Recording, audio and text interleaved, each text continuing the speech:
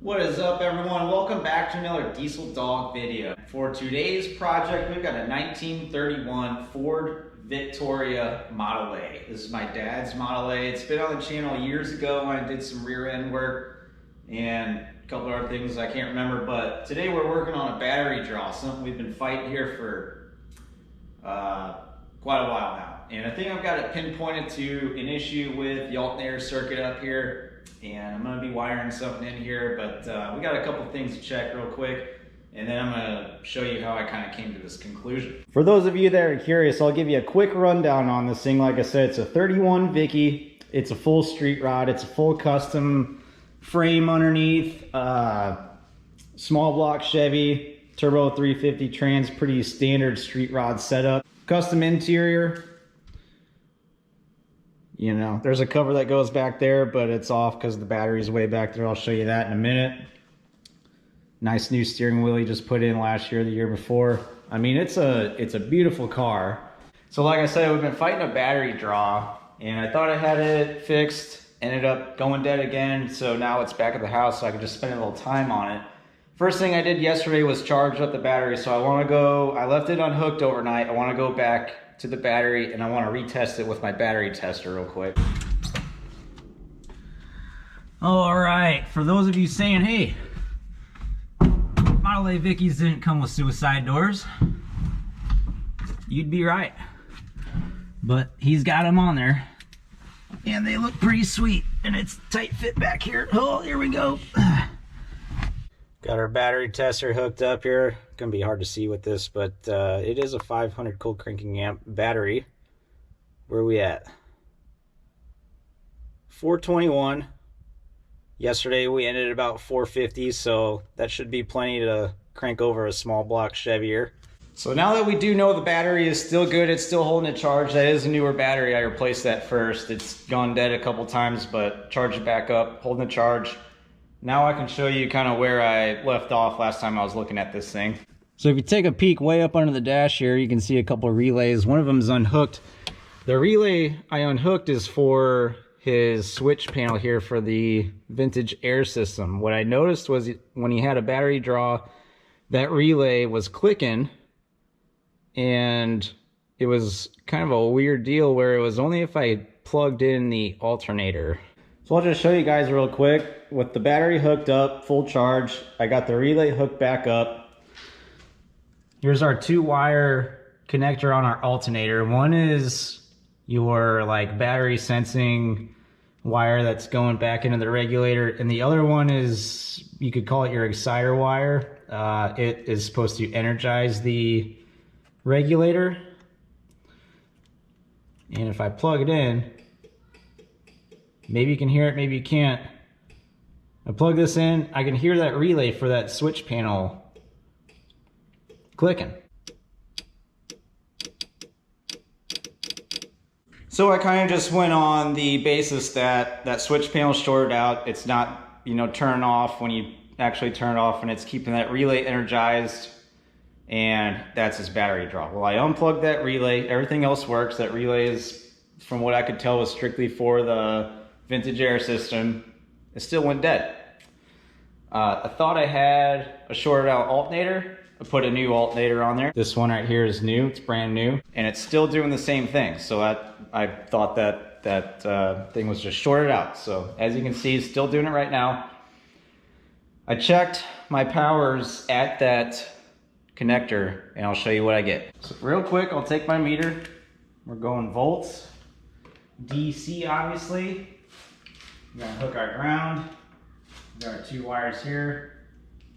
On the sensing wire, I've got, maybe you can see, maybe you can't, I've got 12 volts. That's our battery power. Okay, that's good. And then on our exciter wire, I've got 0. That's good, because that should be ignition switched power. So I've got 0. Turn the key on. Check it again. I've got 12 volts. Okay, so to me that was working okay. That should have been okay. Well, here's what I found yesterday checking this back out. I plugged this in. I still have 12 volts. I should have nothing there until I turn the key on. That should be my 12. That should be 0. Unplug it. I got 0. 12 volts. 0. So what I came up with is this thing is backfeeding through the ignition circuit. And that is what's feeding probably all the power, everything else, all the accessories up in the dash, causing more draw. First things first, what I'm going to do to make sure that's no longer backfeeding into the ignition circuit, I'm going to put a diode wired into that wire so power can only go one way. It can excite the regulator and it won't backfeed back through into the ignition circuit. So that's what I'm doing right now. I'm going to try that. Now this is not something I've just kind of concocted myself and figured I could try that and kind of rigging something up. I've done some research and I've seen where this is a common issue with, they call it a one wire alternator, but it's your charging wire and then the 2 wires that connect into that little connector there. So some people call it a 3 wire, but technically it's called a 1 wire. Technically, you could not even have that hooked up and your alternator will still charge, but it'll overcharge. So I've seen where people put a diode in there and it keeps power from going back in, causing a battery draw. So that's where I'm going to start right now on this thing. I'm going to show you what I got here. I just went and got a little fuse holder, inline fuse holder, and this style diode. There's a couple different styles you can get. This looks more like a fuse and it might look a little bit cleaner in there. I'm going to try to cover this up anyways, but I'm going to wire into that wire there and then we'll retest it and see if that relay is still clicking when I have the connector hooked up. All right, so with our diode wired in, I will show you guys just in case you're curious. Obviously it's directional if it's letting power one way and not the other. You've got an arrow pointing towards the way you want power to flow, and then on the other side there's a little line there in the kind of representing the block of flow the other way. So just go towards the arrow, follow the arrow for which way you want that to go. So I did notice plugging it in and out, I no longer have my relay clicking. I don't have any backfeeding anymore. The other thing that was kind of confusing me that kind of makes sense now is our volt gauge, our voltmeter here, when that connector was plugged in, this was showing battery voltage, and kind of didn't really know if it was always doing that or if that was something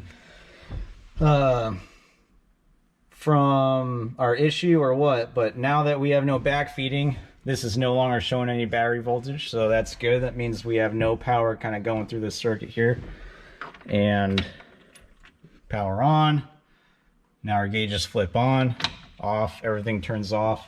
Like I said, I have seen a lot of videos, you know, me doing research on what the possibilities on these things could be. I have seen where a lot of guys have to wire in a diode. So obviously if you've got any kind of Chevy small block, you know, some kind of custom rig, a lot of guys use these alternators on like older tractors and stuff. When they switch it over to a 12 volt system, they'll use just a basic GM alternator on there. A lot of guys will wire them in with a diode there to make sure there's no backfeeding. So apparently just what happens is that regulator inside can stay energized and will backfeed through there and cause a drop. So that's where I'm going to start here.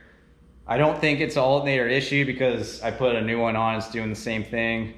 So fingers crossed, but I think it's about time now to start it up, make sure we got charging voltage.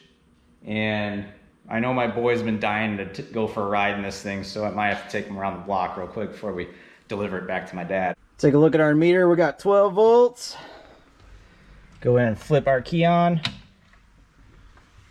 Gauges are all coming on. Give her a couple pumps here. See if she fires up. All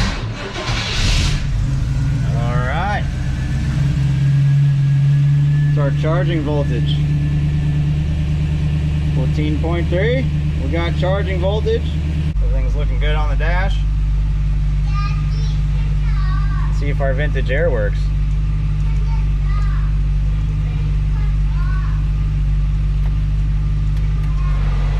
got some blowage. That remove that stuff, but we got her turned off right now, so let's go ahead and shut our engine off. All right. Close the doors, make sure these lights turn off. Yep, those are still turning off, and we've got 0 on our gauge. So we no longer have any backfeeding going on. We're getting there. All right. Sit on your butt.